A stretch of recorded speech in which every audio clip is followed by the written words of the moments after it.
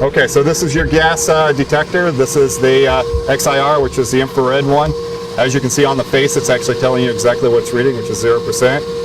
And this actually is taking a sample of the air inside this membrane. And if you actually look at this, is a line right here. If you were to pull it off, you would get 13 inches of water column, air coming out of here from the inside of this membrane. Races right into here and blows into the sensor, monitors it, and this was done and calibrated. You'll be trying to calibrate this at least once a year, depending on what the actual manual says. But at least once a year, you should probably think about having this done. This is definitely your first line of defense against anything that's happened inside this membrane. Yep. Anyway, it actually reads on a 4 to 20 signal. That is shot at a scale of 0 to 20 inches of water column down to the control panel. Scaling from there is 0 to 100%, and the 0 to 4.4% is actually what it's actually reading. So if it's reading 50%, that's 50% of 4.4, so that means you're getting up there on your methane. Let's head on over to that box. This is your air relief system.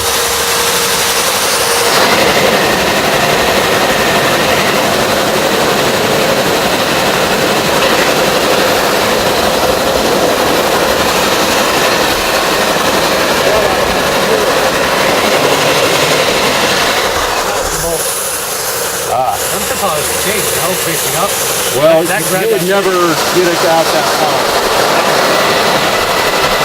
But anyway, that would go to show you exactly how it works. These things are always pulling up on it. As it pulls up on it, seals it up in there.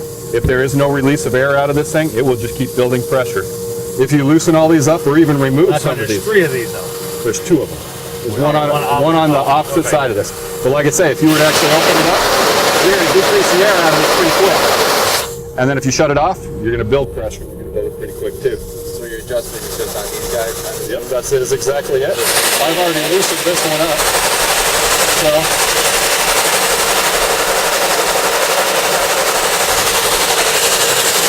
as you tighten it, you create more spring tension. The more spring tension you have, the tighter it is. Yeah. So the more tension it has, the more it's going to build pressure. If you were to take a spring off of this thing and loosen the tension on it, it's going to release more air. That's going to lower your pressure down. Anyway, these things are not rocket science at all. This is not something that you can't do. You can come up here and play with this thing all you want. You're not going to hurt it. Nothing's going to happen to it. In fact, I would say that if anything, play with it. Know how it works. Know what needs to happen on it. So in adjustment, when you guys do it, you have a guy on a phone downstairs.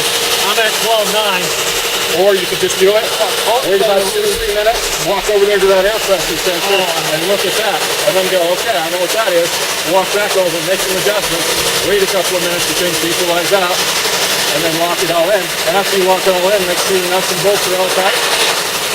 Put the cover back on it, walk away. You know what I mean? Behind this.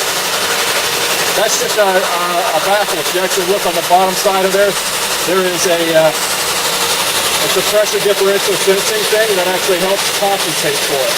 So that it's not actually just trying to push hard. It's actually got a line on the bottom side in this baffle here. If you feel it, it's pressurized too. And that helps give it balance. Yeah, kind of like so it's not just a slam or anything like that. Kind of like a PRV. Exactly. Exactly. Yeah, because you want a constant. Otherwise, you would have that 12.9, 12.8, 12.7, right now. Okay.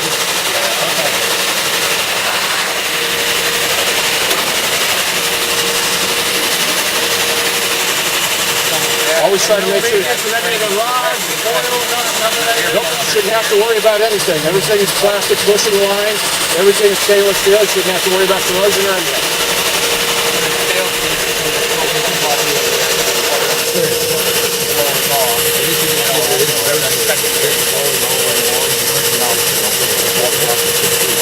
If it freezes like that.